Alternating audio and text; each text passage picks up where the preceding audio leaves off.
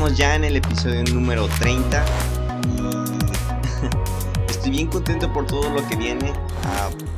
Ya no sé si decirles que vienen sorpresas o regalos o cosas así. Solo puedo asegurarles que viene buen contenido. Creo que estamos empezando bastante bien esta segunda temporada del podcast. Espero que les esté gustando. De nuevo, gracias a todos aquellos que dedican el tiempo para escuchar esto semana con semana. Son increíbles y pues ya está, muchas gracias.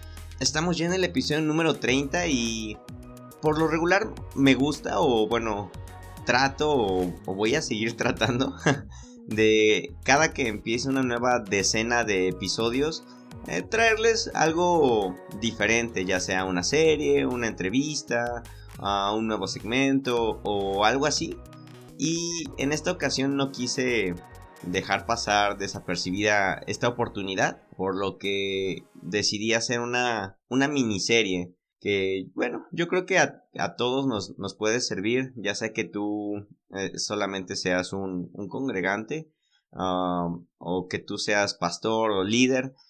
Voy a tratar de buscar un equilibrio de aplicación para ambos públicos. Entonces, ¿por qué no me acompañas? Vamos a estudiar un poquito acerca de una de las parábolas más famosas que Jesús tiene. Y digo famosas porque te aseguro que tú has escuchado, no sé, más de 10 predicaciones o enseñanzas de esta parábola. Y pues meditándola un poco, decidí compartirles esto que ha estado viniendo en mi mente. ¿Por qué no entramos? Este episodio se llama El espantapájaros.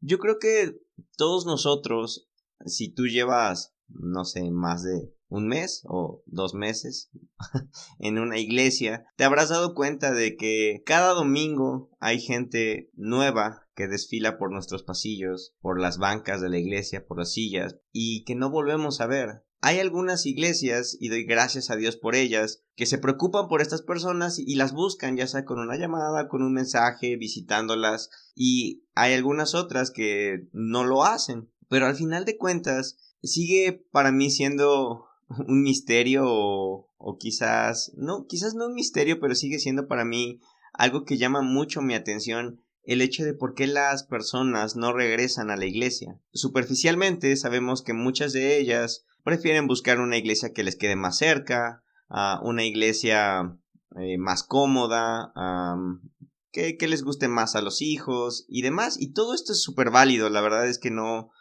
tengo ningún problema en que alguien más salga de su iglesia por buscar encontrar una en la cual se sienta que es parte de, o que sienta que encaja más o que va más acorde con lo que están buscando. No tengo ningún problema con eso. Pero las personas que llaman más mi atención son aquellos que van a una iglesia y no regresan, pero no porque se fueron a otra, sino porque no hubo allí algo que les cautivara. Independientemente de todo lo demás, el clima, el estacionamiento, el olor, las personas, la bienvenida, la música, en lo que yo quisiera enfocarme en esta ocasión es en la predicación, en el mensaje, pero más que ello, en el corazón. Y la Biblia nos regala una parábola que nos ayuda a entender un poco mejor a estas personas.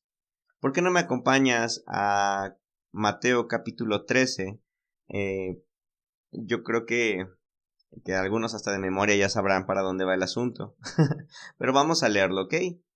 Dice en el verso 1: Aquel día salió Jesús de la casa y se sentó junto al mar. Y se le juntó mucha gente, y entrando él en la barca, se sentó, y toda la gente estaba en la playa. Y les habló muchas cosas por parábolas, diciendo: He aquí el sembrador salió a sembrar. Y mientras sembraba, parte de la semilla cayó junto al camino, y vinieron las aves y la comieron. Parte cayó en pedregales, donde no había mucha tierra, y brotó pronto, porque no tenía profundidad de tierra. Pero salido el sol se quemó, y porque no tenía raíz, se secó. Y parte cayó entre espinos, y los espinos crecieron y la ahogaron. Pero parte cayó en buena tierra, y dio fruto cual a 100, cuál a 60 y cuál a 30 por uno. El que tiene oídos para oír, oiga.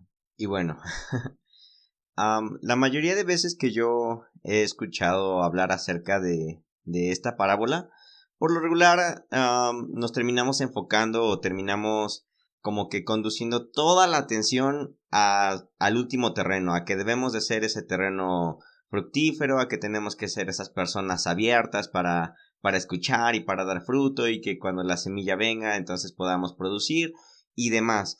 Pero creo yo que en esta perspectiva o en esta explicación de la parábola dejamos pasar muchas cosas muy interesantes que son en las cuales a mí me gustaría adentrarme un poco más en esta miniserie. La explicación, como ya lo habíamos dicho, nos las da Jesús mismo más adelante. La da en los versos del 18 al 23, igual del capítulo 13. Yo te animo que lo puedas leer en casa. Y primero lo que debemos de notar o encontrar son los personajes de la parábola. Lo primero que encontramos es al sembrador.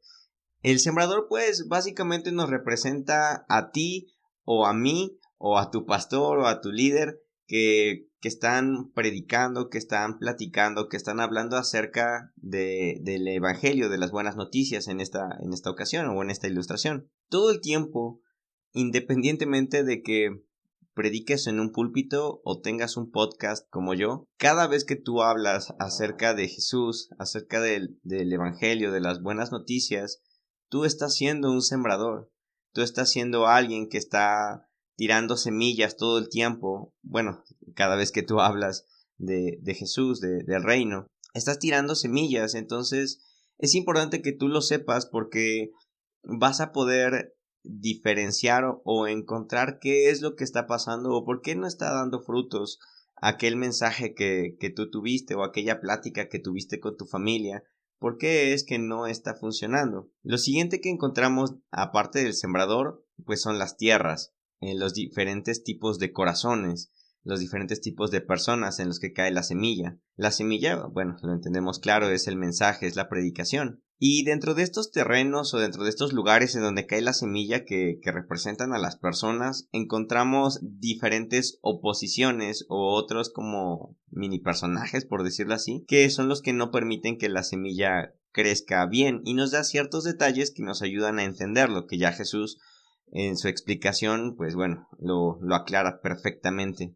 Y para todo esto, a mí me gustaría adentrarnos un poco en lo que son los diferentes tipos de tierras o de corazones que nos regala esta parábola, y que tú puedas primero que nada examinar tu corazón, porque todo el tiempo también nosotros estamos recibiendo, o bueno, cada vez que tenemos pláticas o escuchamos predicaciones o podcast, todo el tiempo tú estás siendo una tierra, todo el tiempo tú estás recibiendo la semilla con un corazón muchas veces diferente o con un corazón en particular. Es importante que tú sepas distinguir cómo se encuentra actualmente tu tierra, cómo se encuentra actualmente tu corazón, y eso te va a ayudar a poder cambiar para poder ahora sí dar el fruto correcto. Y también nos va a ayudar a que podamos distinguir en los demás cuál es el corazón de tu público, cuál es el corazón de las personas con las que platicas. Y bueno, a lo mejor eso no lo podemos ver porque no vemos lo que hay en su mente, no vemos lo que hay en su corazón. Pero nos basta una plática con ellos después de la predicación o después de haber soltado la semilla, por decirlo así, en averiguar, oye, ¿por qué no regresaste a la iglesia? O por qué, o qué opinas de lo que te platiqué la otra vez, o qué opinas de mi podcast. Y allí ellos solitos nos van a, si tú sabes escuchar, si tú sabes indagar en lo que ellos están diciendo, vas a poder distinguir cuál es el corazón con el que estaban escuchando esa palabra. Y bueno, básicamente ese es como que el propósito de esta miniserie. Y la primera tierra que nos regala la parábola es aquella en donde cae el mensaje o cae la semilla. Dice aquí que cae junto al camino y que luego vinieron las aves y la comieron. Lo primero que podemos notar es que la semilla no cayó donde debería de haber caído, que era en la tierra, sino que cayó a un lado. Podríamos traducirlo hoy en día como que cayó en la banqueta. Y pues obviamente al caer en la banqueta o al caer sobre no la tierra preparada, no, pues no pudo, quedó muy superficial la semilla, entonces fue fácil que las aves la pudieran ver y pudieran venir y comérsela. Jesús nos da la explicación de que esas aves es Satanás. Y aquí creo que muchas veces se cae en el error de satanizarlo demasiado o de volverlo demasiado demoníaco y creer que llegó y se posesionó de esa persona y entonces ya endemoniado como tal pues no pudo recibir el mensaje ni nada. No, yo creo que como lo hemos estado viendo en algunos episodios anteriores, es algo mucho más sutil. Independientemente de la creencia o de la perspectiva que tú tengas de Satanás, si algo estoy seguro que podemos coincidir es que tenemos seguido esos pensamientos que vienen a tentarnos, esos pensamientos que vienen a acusarnos, esos pensamientos de maldad que nos tientan o que hacen que nuestro corazón se incline hacia lo malo. De hecho, aquí en Mateo, también por eso elegí esta versión, porque dice que cuando Jesús da la explicación, en el verso 19 dice que viene el malo. Ya después Marcos también dice que es Satanás, realmente pues va por ahí el asunto. Pero si podemos entender al diablo o a Satanás en cuestiones un poco más prácticas, sabemos que él es el acusador. O sabemos que él es el engañador, un mentiroso. Y entonces, cuando las personas, o tú o yo, recibimos una semilla o escuchamos una predicación, si no cae en nuestro corazón, si no cae, es decir, si la escuchamos muy superficialmente, o si es escuchado superficialmente, está muy en el aire. Entonces viene Satanás y así como lo hizo con Eva, él simplemente susurra, él simplemente habla ideas, habla pensamientos, muestra diferentes opciones negativas. Y entonces podemos ver cómo Satanás aquí viene a llevarse la semilla y muchas veces lo hace a través de pensamientos que pueden ser, por ejemplo, de escepticismo, como fue con Eva, diciendo cosas como, ¿a poco sí será cierto? O, eso es pura mentira. O, es un invento, ¿no? O cosas así. Y yo creo que tú y yo conocemos ese tipo de personas que después de escuchar una predicación, lo escucharon tan superficialmente, la semilla no cayó pues en su corazón, no cayó en su mente y se quedó solamente en el aire. Entonces empezaron a cuestionarlo, pero de forma escéptica, con una barrera como a la defensiva, dudando, como buscando solamente lo malo para no poderlo recibir. Y muchas veces así es como viene Satanás y nos habla para que dudemos de forma negativa de la semilla.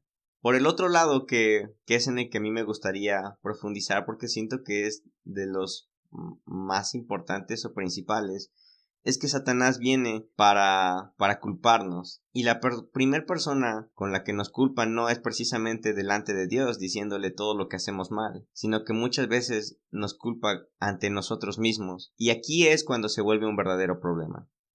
Porque tú empiezas a escuchar esa predicación en la que estás diciendo que, no sé, Dios puede cambiar tu vida, Dios quiere cambiar tu familia, quiere restaurar, quiere darte propósito, Él te ama, Él trae salvación y demás.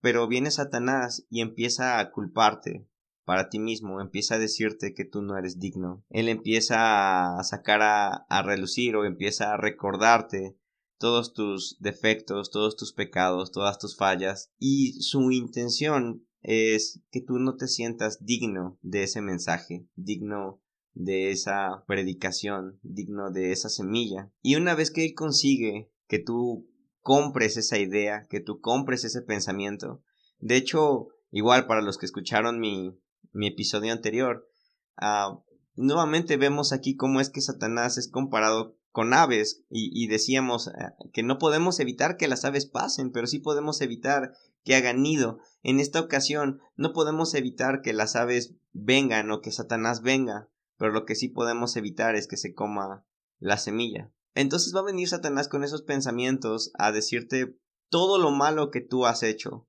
Ahora, si Satanás logró que tú compres esa idea o que tu público la compre, entonces esa persona va a terminar sintiéndose indigna de recibir el mensaje, la semilla, y la va a terminar descartando. Y entonces, ahora sí, las aves habrán comido la semilla, Satanás habrá arrebatado lo que ya se había sembrado allí.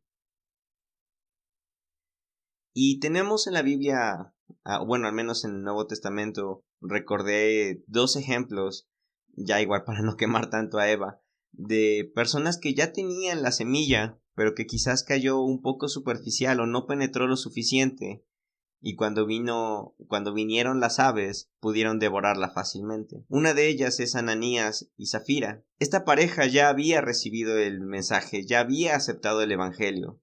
Ellos habían creído en la buena noticia, tanto así que fueron a vender sus terrenos para poderlos donar. No había nada de malo en eso. El problema está, y luego nos los revela la misma historia, que Satanás les engañó. Satanás logró desviar su atención, desviar sus pensamientos, y entonces, pues bueno, creo que conocemos el final de la historia. Ellos mueren o caen muertos por haber engañado, por haber mentido de esa forma. Ellos ya tenían el mensaje, ya la semilla había caído, pero vino Satanás, los engañó y lo perdieron todo. Otro personaje que tenemos que también se le es arrebatada la semilla es a Judas. Dice la Biblia que Satanás vino a Judas y lo engañó para entonces entregar a Jesús. Judas había recibido el mensaje, sin en cambio la semilla no penetró, la semilla no cayó en un corazón dispuesto, cayó más superficial. Entonces cuando vino Satanás y le tentó y le engañó, entonces no pudo contra eso y pues bueno, también conocemos la historia. Judas se dejó engañar por Satanás y traicionó a Jesús. En estas 2 historias vemos cómo es que ya tenían las buenas noticias, la semilla ya ahí, pero Satanás fue quien se las arrebató y lo perdieron todo. Muchas veces así es como está nuestro público, así es como estamos tú y yo. Estamos tan preocupados en nuestros pecados, tan preocupados en nuestras fallas, nos sentimos tan culpables, sentimos que le hemos fallado tanto a Dios, que cuando viene la semilla, cuando escuchamos una predicación, cuando escuchamos un podcast con el evangelio, con buenas noticias, no lo creemos. No permitimos que la semilla caiga en un buen corazón para recibirla y para atesorarla, sino que cae superficialmente, la cuestionamos y luego nuestra culpa, luego los pensamientos por parte de los susurros de Satanás no nos dejan abrazar esa semilla, y entonces viene y se la lleva, se la come, nos la arrebata y perdimos la oportunidad de haber dado fruto. Muchas veces creemos que esa tierra solamente es para los nuevos, o que esta parábola en general es solamente para la gente nueva, pero en realidad todo el tiempo estamos recibiendo semillas, todo el tiempo estamos escuchando predicaciones, o todo el tiempo tú estás siendo un sembrador, todo el tiempo hay gente escuchando buenas noticias, todo el tiempo hay semillas regadas allí, y todo el tiempo también corremos el riesgo de ser este terreno en el cual viene la oposición, porque también Satanás se traduce como el opositor. Viene la oposición y se lo lleva. Pero bueno, la cosa no se queda aquí, la cosa está en qué podemos hacer ahora. Y un buen sembrador es aquel que sabe que van a venir las aves, que sabe que van a venir los cuervos, y entonces lo que hacen es que ponen un espantapájaros, ponen a una persona allí falsa, como un maniquí, para que entonces las aves tengan miedo de acercarse y no se coman las semillas. Un buen sembrador es aquel que pone un espantapájaros. Y yo creo que el mejor espantapájaros que podemos poner como sembradores es gracia. Porque cuando tú entiendes que sin importar lo pecador que tú seas, sin importar las veces que tú le hayas fallado a Dios, allí está la gracia para recibirte con brazos abiertos. Allí está la gracia que te recibe aunque tú estés revolcado en el lodo. Yo creo que entonces es más fácil que esa semilla pueda ser aprovechada, pueda ser agarrada y podamos ahora sí ponerla en un buen corazón. ¿Y cómo se ve esto en lo práctico? Si tú eres un sembrador, yo te animo a que tus predicaciones, a que tus pláticas, a que tus mensajes estén acompañados de este espantapájaros llamado gracia. Que tú puedas adelantarte a las aves y decirles: hey, si tú crees que eres indigno de esta buena noticia, déjame decirte que hay algo llamado gracia. Y no importa qué tan indigno seas, aún así Él te recibe con brazos abiertos. Y por otro lado, también nosotros necesitamos ese espantapájaros en nuestra vida. Tú necesitas saberte amado. Tú necesitas saber que hay algo llamado gracia, que está dispuesto a abrazarte, a perdonarte, y que tú puedes correr en cualquier momento, en cualquier lugar, hacia Jesús. Y yo creo que este es el mejor espantapájaros que podemos poner en nuestros púlpitos, en nuestros corazones y en nuestro público. Si tú has platicado con alguien que dejó la iglesia o que se apartó de Dios porque vino las aves, porque vino el diablo para acecharlo con culpa, para acecharlo con menosprecio, entonces ayúdale a ver este espantapájaros, ayúdale a ver la gracia. Creo que eso es algo que podemos hacer. Y ya está, eso es todo. Espero que les guste. Gracias y hasta la próxima. Dios con ustedes.